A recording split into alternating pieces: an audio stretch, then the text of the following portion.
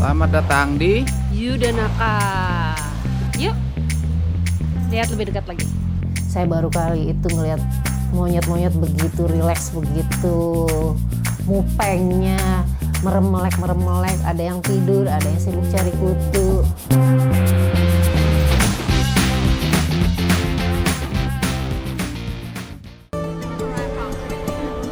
Kita sampai stasiun Tokyo sekarang. Ada terpincang-pincang jalannya deh. Kakinya bengkak, sakit.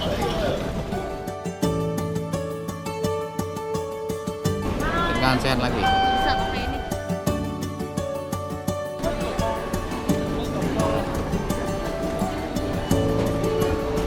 Arahnya sama ya? Ini bukan anak kereta ya? Ya. Begitu nyampe di Tokyo Station, kita langsung naik Shinkansen menuju Nagano.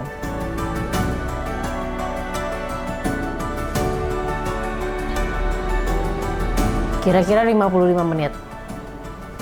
Shinkansennya bagus, seperti standar Shinkansen yang notabene ala pesawat.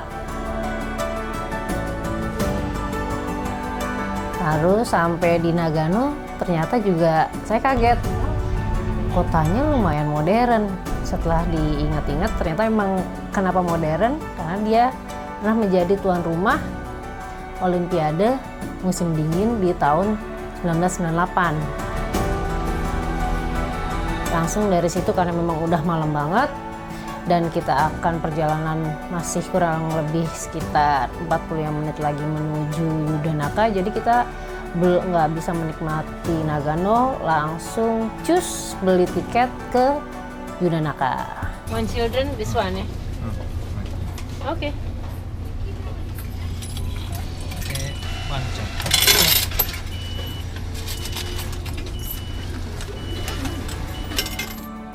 Lalu naik kereta yang Rapid Limited menuju Yudanaka. Begitu keluar dari kereta itu langsung beku udaranya. Sudah banyak salju di sini. Dengan geret-geret koper, untung kita sudah bikin reservasi di Hostel Zen yang kurang lebih perjalanannya cuma 10 menit. Tapi 10 menit itu aja udah bikin kita capek karena udaranya dingin sekali, jadi ngos-ngosan. Dan kebetulan jalannya nanjak.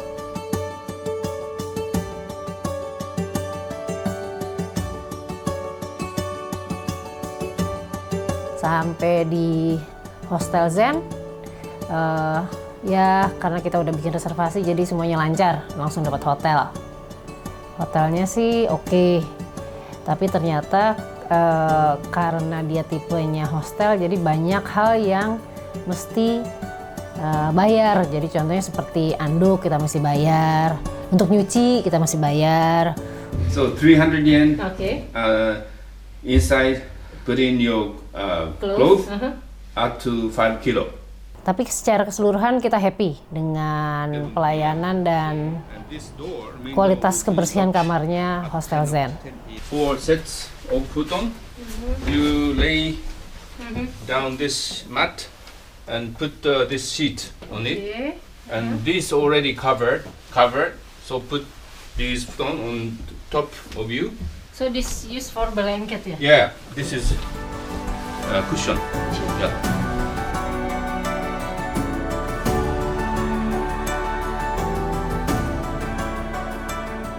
Sekarang mengerti Bunda kenapa harganya mahal.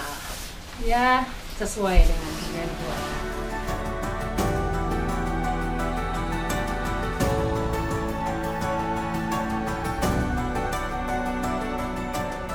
Suhunya di sini minus 8 sih ditulis tuh. Di sini sudah turun salju, atapnya terlihat sudah tertutup oleh salju.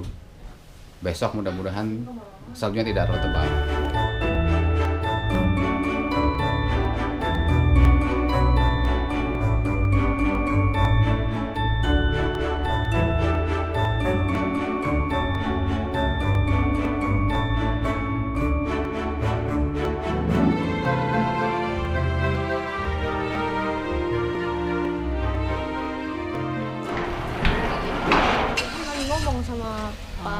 Selamat datang di Yudanaka. Yuk, lihat lebih dekat lagi. hari ini rencananya kita mau melihat monyet di Taman Nasional Jugo Kudani, di mana monyet-monyet itu katanya suka berendam di onsen saat salju turun.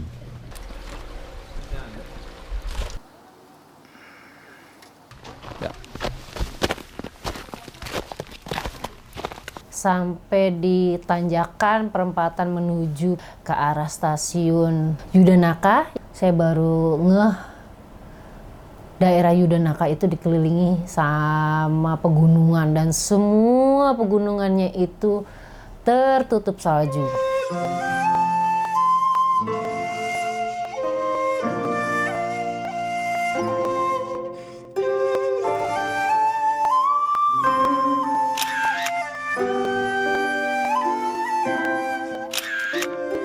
Setelah tanya ke tiket boxnya, dibantu sama ibu-ibu tua, tapi ramah banget.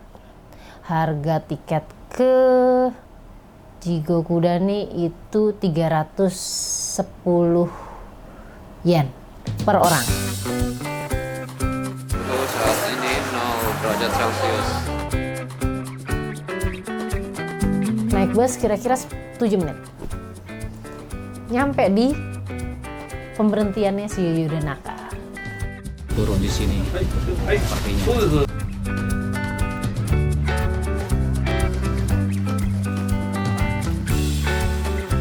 Terus jalan masih nanjak, di sebelah kiri saya sempat lihat ada satu kuil lagi dengan gerbang torinya yang khas itu berwarna merah. Kita sempat mampir situ foto-foto, tapi karena nggak yakin akhirnya kita cuma berani foto di gerbang torinya aja.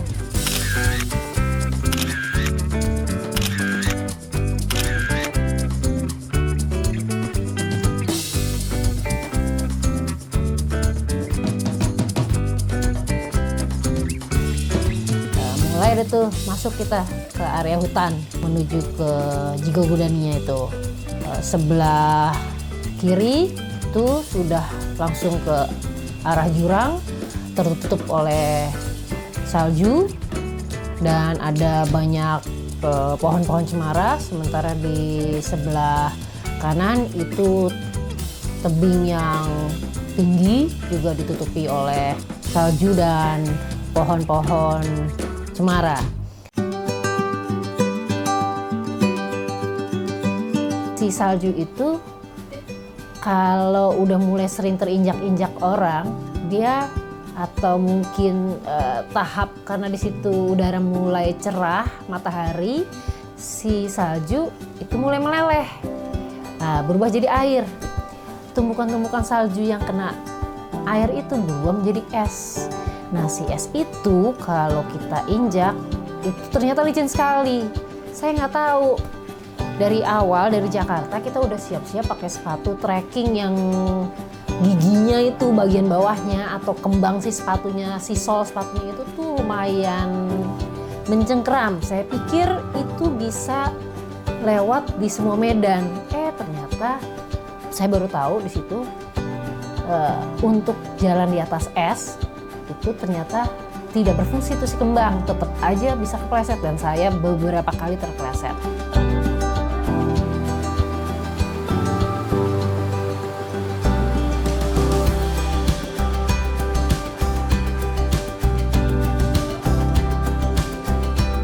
Saya kira kita sudah nyampe di tempat monyet-monyet berendam itu karena saya ngelihat sudah terlihat seperti tempat pemandian air panas begitu.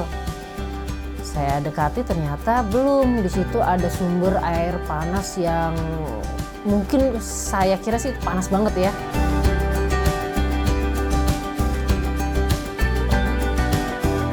Ternyata untuk menuju si monyet-monyet itu saya mesti naik lagi.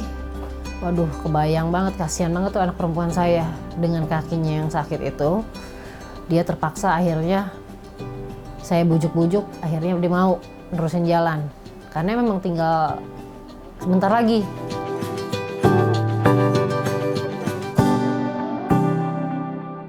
akhirnya tiba di tiket box. Di situ kita bayar dulu, untuk masuk dewasa sekitar 800 sekian yen, anak-anak itu setengah harga, jadi sekitar 400.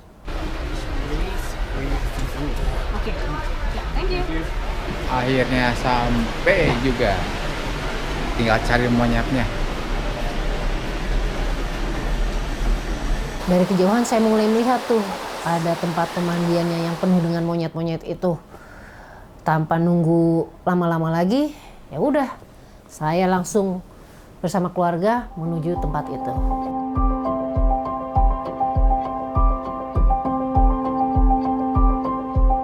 Sampai satu kolam itu kolam alam, isinya monyet-monyet. Nah, jadi dia supaya manusia tidak terlalu dekat dengan si monyet-monyet itu, jadi dikasih pagar.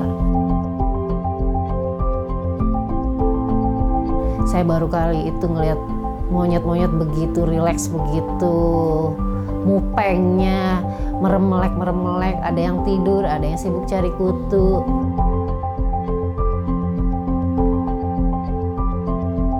Si monyet itu sebenarnya monyet liar.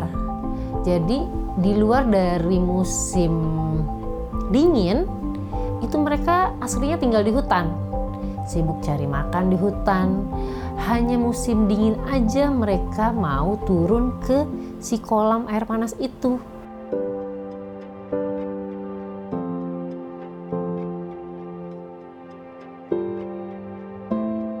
Yang lebih anehnya lagi adalah, kan mereka liar, tapi mereka mondar-mandir di depan kita, atau kita mondar-mandir di depan mereka, mereka cuek aja. Di waktu kita beli tiket, si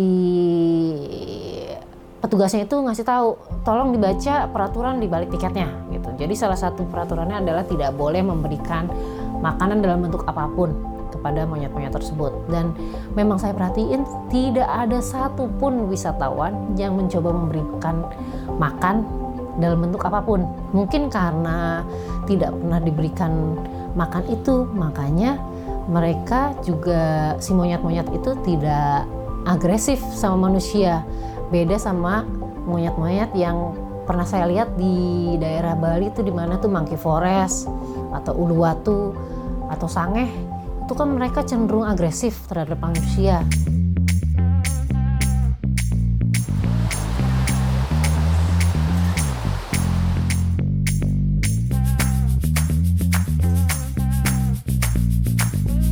Setelah menghabiskan waktu 3 hari 2 malam Yudanaka Nagano, kami sekeluarga menyimpulkan bahwa Yudanaka dan Jigokudani adalah salah satu objek wisata yang sangat direkomendasikan untuk dikunjungi.